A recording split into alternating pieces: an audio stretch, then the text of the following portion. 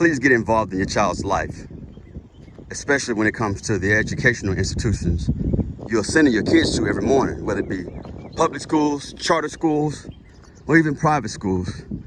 You need to be involved in your child's life in that school. There are so many crazy things that go on in the school system that parents are just unaware of. I'm not even going to begin to talk about just the sheer treatment of the children within school. But a lot of parents don't realize their kids are not being educated, they're being miseducated. They're not being guided, they're being misguided. And they're not being treated well, they're being mistreated. I'm gonna give you one example, a couple examples of some things that I'm all too familiar with. One is called the IEP. That's the Individualized Educational Program. Okay, what an IEP is, if a child is deemed to be a slow learner or have some other cognitive issues, some behavioral issues, yada, yada, yada, yada, what they'll do, they'll mark that child. Once that child is marked, they enter that child into the IEP program. But guess what happens in the IEP program? It's an individualized educational program. You know, it's supposed to be like a educational plan catered just for that child, okay? That's what it's supposed to do. The problem is the funds that are allocated for IEPs and special needs children never really make it down to the children. One prime example is IEPs are funded by several sources, to include the local government, state government, and the federal government, okay? The federal government provides support through the grant program. Now, when school districts apply for these grants each year, you know, the amount they apply for and the monies that are given to them by the federal government depends on the amount of, guess what? Kids enrolled in the IEP program. Now, let me take a little step further. Once those grants are awarded to the schools, if they're awarded, once the grant, let's say a school is given, I'm just throwing an example out there, let's say $100,000, right? Once that school gets that $100,000, there are some stipulations with how they spend that $100,000. It all doesn't necessarily have to go towards the child. Big chunk of it goes toward administration. You know, the federal government realized that it's going to take sometimes a different set of eyes or additional manpower to be able to manage those grant funds to make sure they go where they're intended to go. Because if not, you will have the IG all up in your yang, you know what I'm saying? But this goes on a lot. It goes on a lot. A lot of principals are guilty of this because they're struggling with budgets, and so they're trying to find these crazy ass unique ways to supplement budgets by using kids. But when they mark kids for the IEP program, guess what else happens? That kid is marked pretty much for the rest of the school system. And for some kids, they're marked all the way until they go into the school to prison pipeline. Y'all know what I'm talking about. That discussion's for another day. But let me tell you, they're not properly guiding our children. Don't get me wrong, there are a lot of great educators out there. I am a huge proponent of the educator. I am a huge supporter of the educator. I believe in what you do. I can imagine doing that job.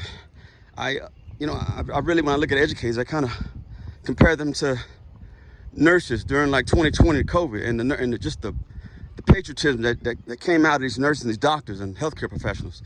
That's the same way I view our teachers, because we have our precious loved ones in their hands, and so we want to make sure that, you know, we're giving our precious loved ones to teachers with the right mindset, that has the right agenda, and hopefully has it in their heart to teach. It's best kind of teach you can get is one that teaches from the heart, not for the money or not for anything else. So I've bore witness to some of that myself coming through school at an early age.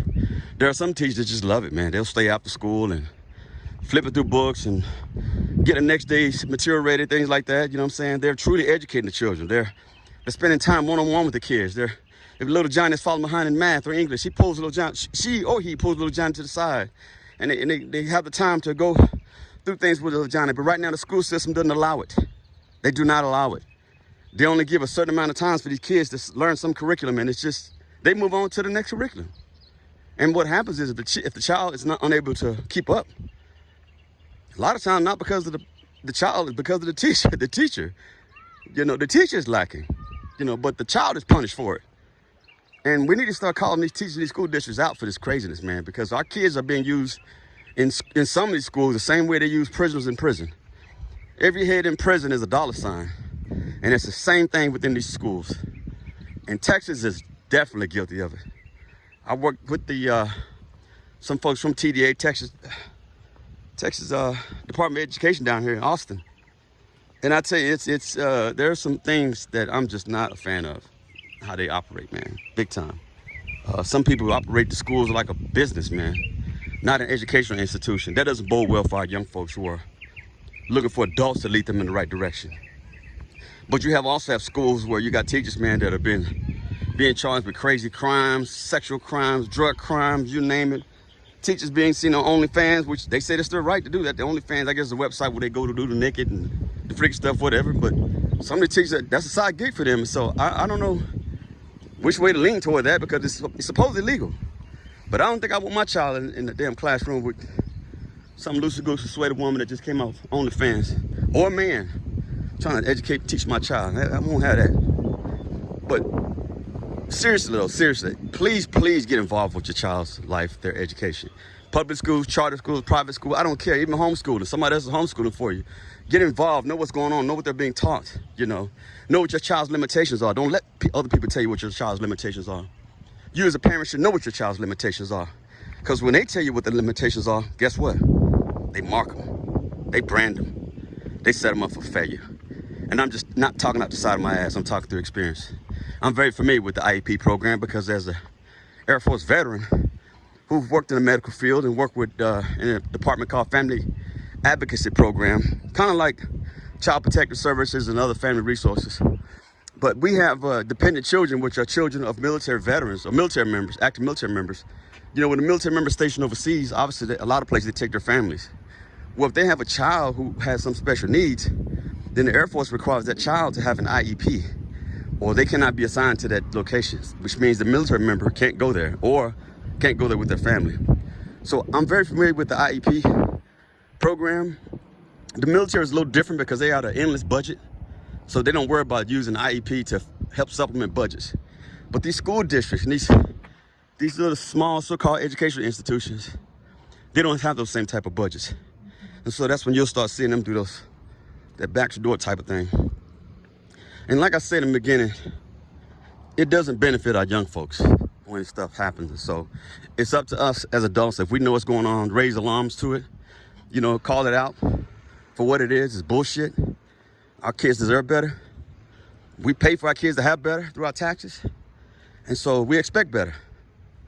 So with that, I am Eric Brown. This is MOBO-Media. MOBO-Media. I'm on one of my walks. I kind of do a walk after exercise, post-exercise. And so gives me an opportunity to really talk about some things. And because as you folks know, when you go in the gym and exercise, you come out, man, there's a lot of clarity. With that, Eric Brown, MOBO-Media. Y'all take care. Bye-bye.